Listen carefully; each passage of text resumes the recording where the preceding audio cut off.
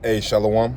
First off, I would like to give all praises, honor, and glory to Yahweh, Bahashem, Yahweh Shai, Bahashem Kwakadash, Yahweh, who the world ignorantly calls God and Jehovah, Yahweh Shai, who the world ignorantly calls Jesus. I want to give a double honors to the apostles, a great millstone who has taught me this truth. I want to give it peace and blessings to the Akim across the four corners of the earth who teach this truth and risk their life to do so. It's going to be a quick video. Lord, when the video is edifying, Lord, when I can get something from this video, I'm going to read in 2 Maccabees, the 3rd chapter, and show you, the power, that Israel will have again, once we're one with the Lord, man, and once we are, out this captivity. Okay. This is an account of what happened, right, to Heliodorus when he tried to steal out of the temple. Okay. And what happened to him was, is the reason why he then called the Lord. I think he called him Shadia, if I'm not mistaken. All right, and they fear the Lord, man. Okay, they fear him because of the power he has. They understand, that once we're one with our power again, they're going to be out of power. Right now, they are in power. The heathen are in power right now, of course, yeah. Because what? We're under the curses. We're subject to them. But with these prophecies coming to pass, right? With the prophecies coming to pass,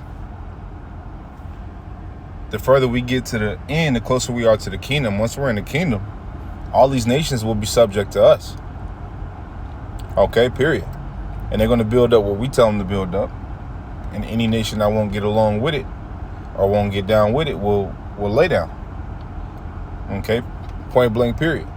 Okay, but this is 2 Maccabees 3:31. I'm kind of skip through for time purposes. I got to get back to work, but I want to grab this account really quick. This is 2 Maccabees 3:31. It says, "Then straightway certain of Heliodorus' friends prayed Onias that he will call upon them."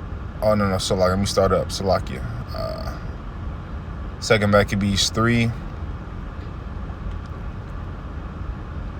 Yeah, I'm start at 13. It says, "But Heliodorus, because of the king's commandment give him, said that in any wise it must be brought into the king's treasury." Right, so the king said, and you brothers can read the whole story. I'm not, again, for time purposes, but I encourage your brothers to read the whole story. But he was fulfilling the king's commandment, right? To go, steal, basically.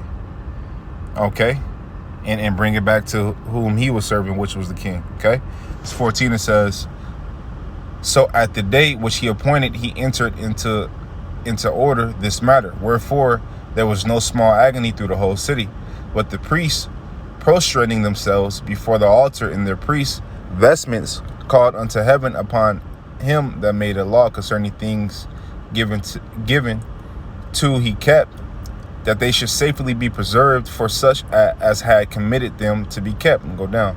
It says 24.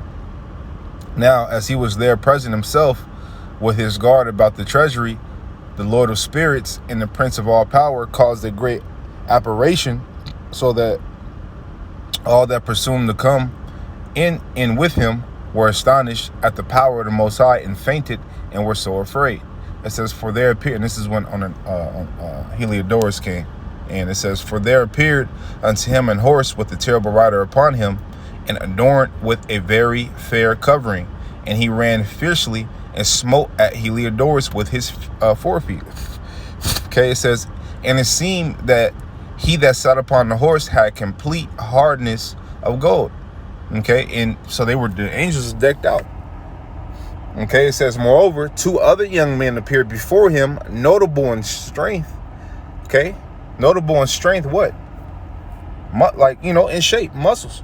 Okay, it says, "Excellent in beauty and comely in apparel." Right, so the angels look they're comely, man. Okay, they're perfect. It says, "and comely in apparel, who stood by him on either side, and scourged him continually, and gave him many sore stripes." So you had an angel on one side, you had an angel on the other side beating his ass. Okay, it says, "And Heliodorus fell suddenly unto the ground, and was compassed with great darkness." Okay, it says, but they that were with him took him up and put him into a litter. Thus him that lately came with a great train and with all his guard into the said treasury they carried out, being unable to help himself with his weapons. And it says, and manifestly they acknowledged the power of the Most High, for he by the hand of the Most High was cast down and lay speechless without all hope of life. So the angels then beat the Pope out this man. Okay, for trying to do what he was doing, for trying to rob and steal. Okay, go down to 31. It says, then straightway certain of Heliodorus' friends prayed Onias that, and when I'm bringing this up because once we're one with our power again, this is the type of protection that we're going to have, man. Right now, what it says, oh thou worm Jacob. Worm don't really have a defense mechanism. Right now, we in the land of our captivity, surrounded by heathen who profit off of us, who've had us in slavery, who's had us in subjection for all these years. And you people think that these people are just such a great people. No, they're not, man. They're not. And when it's our time to rule, the world would see it. They would even see it. They're going to see it.